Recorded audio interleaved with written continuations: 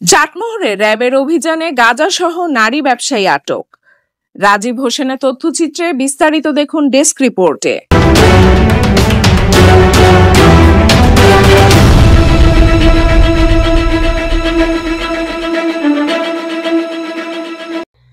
পাবনার চাটমোহর উপজেলায় অভিযান চালিয়ে মাদক ব্যবসায়ী এক গৃহবধূকে গাঁজাসহ আটক করেছে র্যাপিড অ্যাকশন ব্যাটালিয়ন র্যাব। বৃহস্পতিবার 28 আগস্ট সকালে তাকে পাবনা জেল হাজতে প্রেরণ করা হয়। উপজেলার কামালপুর গ্রামে বুধবার রাত 8:30টার দিকে অভিযান পরিচালনা করা হয়। আটককৃত গৃহবধূর নাম আকলিমা বেগম 55। তিনি ওই গ্রামের কবির উদ্দিনের স্ত্রী।